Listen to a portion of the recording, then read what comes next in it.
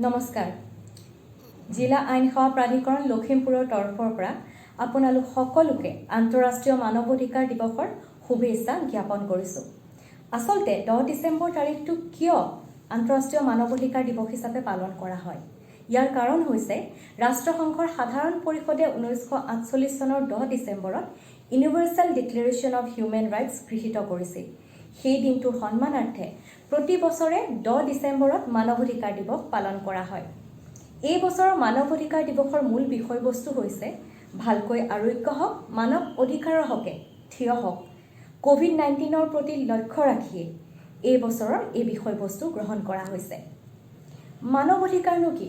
আমাৰ ভাৰতীয় পৰিপ্ৰেক্ষিতত আমি ক'ব পাৰোঁ, মানৱ অধিকাৰ হ'ল এজন ব্যক্তিৰ জীৱন, ব্যক্তি স্বাধীনতা, সমতা আৰু সন্মানৰ লগত জড়িত অধিকাৰসমূহ, যিসমূহক সংবিধানে স্বীকৃতি দিছে অথবা আন্তঃৰাষ্ট্ৰীয় চুক্তিসমূহে স্বীকৃতি দিছে আৰু যিবোৰক ভাৰতীয় ন্যায়ালয়ে সুৰক্ষা দিব পাৰে। মানৱ অধিকাৰসমূহ এজন ব্যক্তিৰ পৰা কোনেও কাঢ়িব নোৱাৰে। ব্যক্তি হিচাপে জীয়াই থাকিবলৈ প্ৰয়োজনীয় অধিকাৰসমূহে হৈছে মানৱ অধিকাৰ। আমাৰ ভাৰতীয় সংবিধানে 6 প্ৰকাৰৰ মানৱ অধিকাৰক মৌলিক অধিকাৰ ৰূপে স্বীকৃতি দিছে। সেইসমূহ কি? সমতাৰ অধিকাৰ, স্বাধীনতাৰ অধিকাৰ, শোষণৰ বিৰুদ্ধে অধিকাৰ, ধৰ্মৰ অধিকাৰ, সাংস্কৃতিক আৰু শিক্ষাৰ অধিকাৰ, সাংবিধানিক সুৰক্ষাৰ অধিকাৰ, নাৰীৰ অধিকাৰ, শিশুৰ অধিকাৰ, গোপনীয়তাৰ অধিকাৰ, তৃতীয় লিংগৰ ব্যক্তিৰ অধিকাৰ, খাদ্যৰ অধিকাৰ, সুলভ চিকিৎসাৰ অধিকাৰ, শিক্ষাৰ অধিকাৰ, বাসস্থানৰ অধিকাৰ আদি মানৱ অধিকাৰৰে অংশবিশেষ।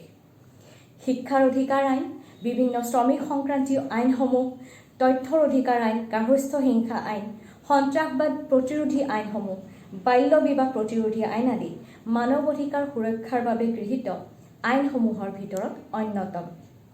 ভাৰতত ৰাষ্ট্ৰীয় মানৱ অধিকাৰ আয়োগ আৰু ৰাজ্যিক মানৱ অধিকাৰ আয়োগে মানৱ অধিকাৰ উলংঘনৰ ঘটনাসমূহ পৰ্যবেক্ষণ কৰে আৰু প্ৰয়োজনীয়তা অনুসাৰে তেনে ঘটনাৰ তদন্ত কৰে।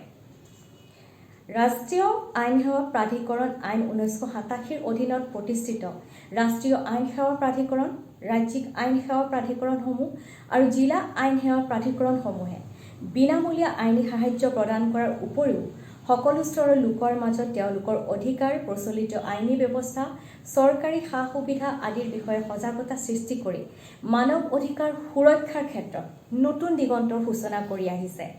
আপোনালোকে জিলা আইন সেৱা প্ৰাধিকৰণ লখিমপুৰৰ লগত যোগাযোগৰ বাবে আমাৰ স্ক্ৰীণত দিয়া ঠিকনাত যোগাযোগ কৰক।